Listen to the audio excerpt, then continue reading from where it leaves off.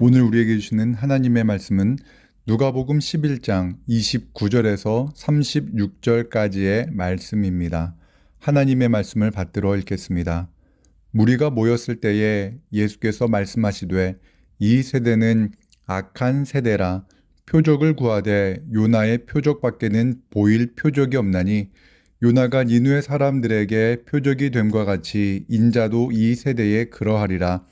심판 때에 남방 여왕이 일어나 이 세대 사람을 정죄하리니 이는 그가 솔로몬의 지혜로운 말을 들으려고 땅 끝에서 왔음이거니와 솔로몬보다 더 큰 이가 여기 있으며 심판 때에 니느웨 사람들이 일어나 이 세대 사람을 정죄하리니 이는 그들이 요나의 전도를 듣고 회개하였음이거니와 요나보다 더 큰 이가 여기 있느니라.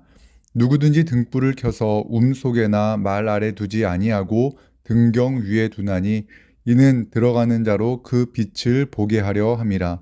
내 몸의 등불은 눈이라. 눈이 성하면 온 몸이 밝을 것이요 만일 나쁘면 내 몸도 어두우리라. 그러므로 내 속에 있는 빛이 어둡지 아니한가 보라. 내 온몸이 밝아 조금도 어두운 데가 없으면 등불의 빛이 너를 비출 때와 같이 온전히 밝으리라 하시니라. 아멘.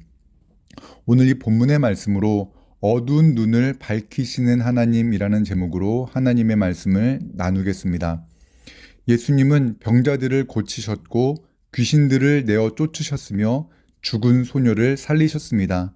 또한 예수님은 빈들에서 떡 5개와 물고기 2마리를 가지고 배고픈 5,000명을 먹이셨습니다. 이러한 표적들로 인해 사람들은 무리를 지어 예수님을 따랐습니다. 그런데 예수님을 따라온 사람들 중 어떤 이들은 예수님께 거듭 하늘로부터 오는 표적 보여주기를 구했습니다. 그들에게 예수님은 말씀하십니다. 29절입니다. 무리가 모였을 때에 예수께서 말씀하시되 이 세대는 악한 세대라 표적을 구하되 요나의 표적밖에는 보일 표적이 없나니. 예수님은 이 세대가 악하고 악하기 때문에 표적만을 구한다고 책망하셨습니다. 그 이유는 무엇입니까? 표적을 보아도 예수님을 믿지 않았기 때문입니다. 예수님은 사람들이 제어할 수 없는 귀신, 즉 말 못하게 하는 귀신을 쫓아내셨습니다. 이 표적을 보고 많은 무리가 놀랐지만 그 중에 어떤 이들은 예수님께서 귀신의 왕 바알세불의 힘으로 귀신을 내어 쫓아내었다며 주님을 비방했습니다. 또 어떤 사람들은 예수님께 또 다른 표적을 보여달라 요구합니다. 유대인들은 표적에 집착하는 성향이 있었습니다. 그 이유는 이스라엘을 구원할 메시아는 하늘로부터 임하는 표적을 행하는 자라는 믿음이 있었기 때문입니다. 그들은 예수님께서 그리스도라면 하늘로부터 오는 표적을 보여야 한다라고 생각했습니다. 그들은 왜 예수님께 또 다른 기적을 보여달라고 요청한 것일까요? 예수님께서 행하신 표적이 그리스도이심을 증명하기에 부족했기 때문이었을까요? 아닙니다. 주님께서 행하신 표적은 그리스도이심을 증명합니다. 요한복음 20장에 따르면 예수님은 성경에 기록되지 않은 표적도 많이 행하셨다라고 말하고 있습니다. 요한복음 20장 30절에서 31절의 말씀입니다. 예수께서 제자 앞에서 이 책에 기록되지 아니한 다른 표적도 많이 행하셨으나 오직 이것을 기록함은 너희로 예수께서 하나님의 아들 그리스도이심을 믿게 하려 함이요 또 너희로 믿고 그 이름을 힘입어 생명을 얻게 하려 함이니라. 예수님께서 행하신 표적은 하나님께서 행하시는 표적이라는 것이 분명히 드러났습니다.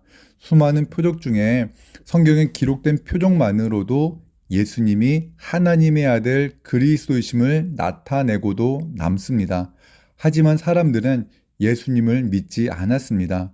예수님을 믿지 않는 세대를 향해 예수님은 무엇라 말씀하셨나요? 예수님은 요나의 표적을 보이시며 니느웨 사람들이 이 세대 사람을 정죄할 것이다 라고 말씀하셨습니다. 32절입니다.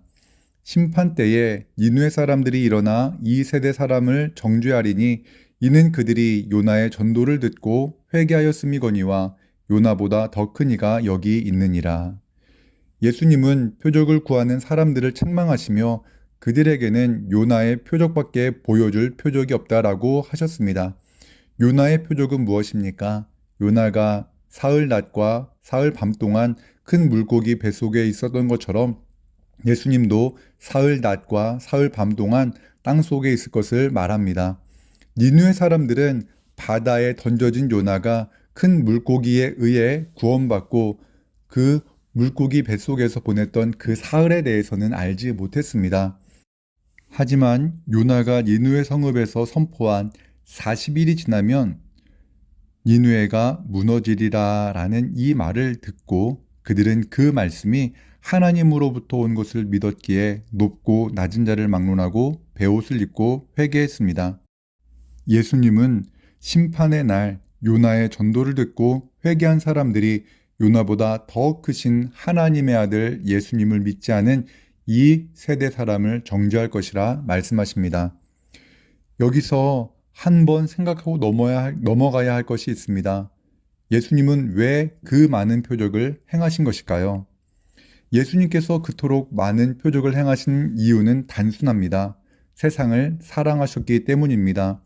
약하고 병든 자를 사랑하셨기 때문에 그들의 병을 고쳐주셨습니다. 귀신 들려 고통당하는 자를 사랑하셨기 때문에 귀신을 내어 쫓으셨습니다. 빈들에서 먹을 것을 구할 수 없어 배고파하는 사람들을 사랑하셔서 오병이어의 기적을 행하셨습니다. 예수님은 오늘도 우리를 사랑하시기 때문에 놀라운 은혜를 베풀고 계십니다. 그런데 그 표적보다 더 중요한 것이 있음을 말씀하십니다. 그것은 몸에 등불인 눈이 밝아져야 참 빛을 볼 수 있다는 것입니다. 예수님은 표적을 구하는 세대를 향해 책망을 하신 후에 등불의 예를 들어 우리의 눈이 어두운지 살펴보라 말씀하십니다. 33절에서 35절의 말씀을 읽겠습니다. 누구든지 등불을 켜서 움속에나 말 아래 두지 아니하고 등경 위에 두나니 이는 들어가는 자로 그 빛을 보게 하려 함이라. 내 몸의 등불은 눈이라. 내 눈이 성하면 온 몸이 밝을 것이요 만일 나쁘면 내 몸도 어두우리라. 그러므로 내 속에 있는 빛이 어둡지 아니한가 보라. 등불은 어두운 밤에 필요합니다. 낮에는 필요하지 않습니다. 그런데 밤에 등불을 켜면 그 등불을 등경 아래 두지 않고 그 등불이 온 집을 밝힐 수 있는 가장 좋은 위치인 등경 위에 둡니다. 예수님께서 이 등불의 비유를 하시는 이유는 무엇일까요? 그것은 눈이 어두우면 참 빛이 있어도 볼 수 없기 때문입니다.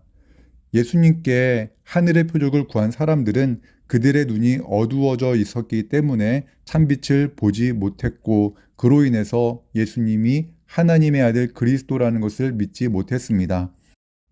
우리에게 진정 필요한 것은 표적이 아닐지 모릅니다. 표적을 행하시는 예수님을 주님으로 영접하는 믿음의 눈이 우리에게 진실로 필요합니다. 우리 안에 있는 죄악이 우리의 눈을 가리우고 있는 동안 우리는 아무리 큰 표적을 본다 하더라도 예수님을 주님으로 고백할 수 없습니다. 예수 믿는 자들을 잡아 옥에 가두려 했던 사울이 그 눈에서 비늘 같은 것이 떨어져 나간 후에야 예수님을 하나님의 아들 그리스도로 믿었던 것처럼 우리의 눈을 덮고 있는 어둠의 비늘 같은 껍데기가 떨어져 나가야 합니다. 그런데 문제가 있습니다. 인간의 노력과 능력으로 죄로 어두워진 눈이 밝아질 수 없다는 것입니다. 그렇다면 우리의 눈은 어떻게 밝아질 수 있을까요? 성령의 도우심이 있어야 우리의 눈이 밝아질 수 있습니다. 예수님께서는 내 속에 있는 빛이 어둡지 아니한가 보라고 말씀하셨습니다. 만약 우리 속에 있는 빛이 어두워 볼 수 없다는 사실을 알게 되면 우리는 어떻게 해야 할까요? 바로 이때 우리는 하나님께 구해야 합니다. 예수님께서 누가복음 11장 초반부에서 기도를 가르치시며 구하라 그러면 너희에게 주실 것이요 찾으라 그러면 찾아낼 것이요 문을 두드리라 그러면 너희에게 열릴 것이라 말씀하셨습니다. 그리고 13절의 말씀에서 하늘 아버지께서 구하는 자에게 성령을 주시지 않겠느냐라고 말씀하셨습니다. 우리의 어두운 눈이 밝아지기 위해 우리는 하나님께 구해야 합니다. 찬송가 366장 가사처럼 우리의 어두운 눈을 밝혀주셔서 참빛을 볼 수 있게 해달라고 기도해야 합니다. 우리의 막혀진 귀를 열어주셔서 주님의 귀한 음성을 들을 수 있게 해달라고 기도해야 합니다. 하나님의 은혜로 어둡던 눈이 밝아진 대표적인 사람이 있습니다. 바로 야곱입니다. 야곱은 배고픈 형에게 팥죽을 내밀어 장자권을 빼앗았고 또한 형을 속여 형이 받아야 할 축복을 도적질했습니다. 그런 후 자신을 죽이려는 형 에서를 피해 그는 외삼촌 집으로 도망해야만 했습니다. 그 길은 멀고 험한 길이었습니다. 장막에 거주하기 좋아하던 야곱, 그는 매우 두려웠을 겁니다. 그 두려움 속에서 그가 밤에 돌을 베고 잠을 잤는데 하나님의 임재를 경험했습니다. 하나님께서 그에게 말씀하셨습니다. 내가 너와 함께 있어 네가 어디로 가든지 너를 지키며 너를 이끌어 이 땅으로 돌아오게 할지라. 내가 내게 허락한 것을 다 이루기까지 너를 떠나지 아니하리라. 야곱은 잠에서 깬 후 이렇게 고백합니다. 하나님께서 과연 여기 계시거늘 내가 알지 못하였도다. 하나님은 항상 야곱과 함께 하셨습니다. 하지만 야곱은 두려움 때문에 또한 여러 가지 인간적인 생각으로 인해 그의 눈이 어두워져 있었고 그의 귀가 막혀 있었던 것입니다. 그는 함께 하시는 하나님을 의지해서 그의 남은 여정을 잘 마치게 됩니다. 우리는 하나님이 보여주시는 표적이 있었으면 좋겠다는 바람을 갖고 살아갑니다. 하루라도 빨리 코로나가 종식되기를 기도하고 있고 사랑하는 사람의 병든 몸이 회복되기를 바라며 경제적 어려움이 해결되기를 바라며 기도하고 있습니다. 우리 모든 성도님들의 이런 기도가 하나님께 응답받기를 축원합니다. 또한 성령님께서 우리 모두의 눈과 귀를 열어주셔서 하나님의 함께하심을 경험하기를 원합니다. 비록 힘들고 어려운 상황이 생각보다 길어진다 하더라도 우리를 사랑하시고 함께하시는 하나님으로 말미암아 오늘 이 하루도 기쁨과 감사의 삶을 누리는 그런 하루가 되시기를 주님의 이름으로 축원합니다. 기도하겠습니다. 사랑과 은혜 하나님 아버지, 하나님의 말씀을 나누었습니다. 하나님으로부터 놀라운 표적이 임했으면 좋겠다는 마음으로 오늘을 살아가는 성도들이 많은 시대입니다. 지금 당면한 문제들로 인해 힘겨운 시간을 보내는 주님의 백성들과 함께 하시고 무엇보다 그들의 눈을 밝히 열어주셔서 참빛을 보게 하시고 귀를 열어주셔서 하나님의 진리의 말씀을 깨닫게 하여 주옵소서.